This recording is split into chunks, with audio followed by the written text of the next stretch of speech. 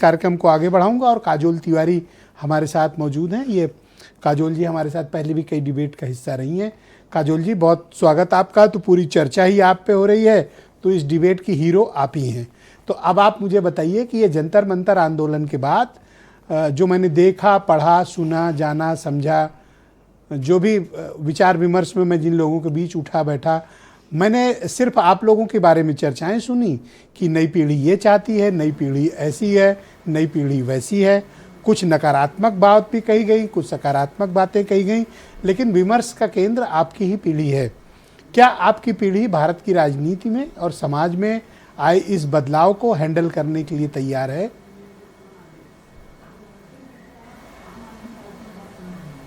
Thank you very much sir, आपने मुझे मौका दिया, इनवाइट किया यहाँ पर। जैसा कि आपने क्वेश्चन किया मुझसे, मैं उसका जवाब देना चाहूँगी कि जो हमारी पीढ़ी है, जेन जी है, जेन अल्फ़ा है, वो बिल्कुल रेडी है जो भी बदलाव आ रहे हैं, क्योंकि वो बदलाव आ ही इसलिए रहे हैं क्योंकि हमने अपने लिए स्टैंड लिया है। अब हम अपने लिए स्टैंड नहीं लेते तो वो बदलाव आने की जो शुरुआत थी वो होती ही नहीं। और मैं ये भी कहना चाहूँगी कि जो डिबेट अभी मैं सुन रही थी कि ये बदलाव क्यों आया है, क्या रीज़न है, तो नदी का जो बहाव होता है ना, अगर नाव को उस तरफ नहीं लेके जाया जाएगा तो नाव डूब जाएगी। वही हुआ है भारत में भी।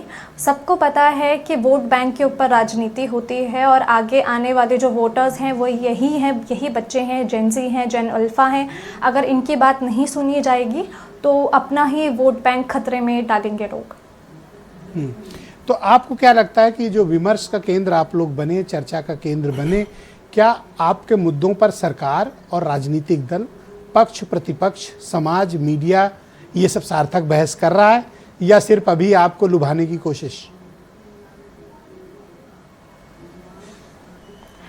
क्योंकि अभी ये बहुत नई चीज़ है, अभी प्रोटेस्ट सक्सेसफुल हुआ है, इस वजह से अब सबके लिए ये ना चर्चा का विषय बन गया है। इससे पहले कोई इसके बारे में बात नहीं कर रहा था, क्योंकि ऐसे तो प्रोटेस्ट होते रहते हैं, तो सभी को लगा कि ये भी एक प्रोटेस्ट है, ये भी ऐसे ही शांत हो जाएंगे, कुछ दिन सड़कों पे बैठेंगे, क्या ही इनके ऊपर ध्यान देना है।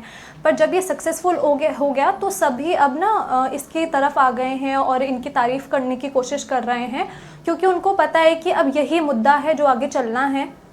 और आजकल के बच्चों में वो स्टैंड लेने की शक्ति है, वो पावर है जो उन्होंने पूरी तरीके से राजनीतिक इन्फ्लुएंस बना दिया है अपना। तो इसलिए इनके बारे में बातचीत हो रही है। अब नई पीढ़ी यानी जेन ज़ी अगर मिलते हैं ना तो पॉलिटिकल लोग उनको नमस्ते करते हैं, प्रणाम करते हैं, मीडिया वाले भी हेलो करने लगे हैं। जिनको कोई पूछता नहीं था, जिनको डिस्कार्ड कर दिया गया था और जिनके बारे में बड़ी गलत धारणाएं लोग रखते थे, अब उस पीढ़ी के बच्चे को देखते ही लोग नमस्ते करते हैं। तो आप लोगों को इतनी इज्जत मिल रही है, तो इसकी आदत थी आपको इतनी इज्जत पाने की? इज़्ज़त तो सर देखिए, इज़्ज़त की आदत अब क्या मैं इसमें बोलूँ, इज़्ज़त तो मिलनी ही चाहिए, हर किसी को मिलनी चाहिए। जो अपने बारे में बात कर रहा है उसको इज़्ज़त मिलनी चाहिए। और ये सिर्फ ऐसा नहीं है कि जो हमसे बड़े लोग हैं उनकी नज़र में हमारी अब इज़्ज़त हो गई है या फिर उनको लग रहा है कि हम इम्पॉर्टेंट हैं, बल्कि जो जेन ज़ी हैं, काफ़ी बच्चे ऐसे हैं जिनके अंदर वो कॉन्फिडेंस नहीं होता कि वो अपने लिए स्टैंड ले पाएँ। जेन ज़ी में हर तरीके का बच्चा आता है। इतनी इज्जत बढ़ गई है कि हमारे दोस्त संजय चौधरी बीजेपी के प्रवक्ता हैं रूलिंग पार्टी की, कि उन्होंने खुलासा किया कि योगी जी कोई युवा नीति बना रहे हैं।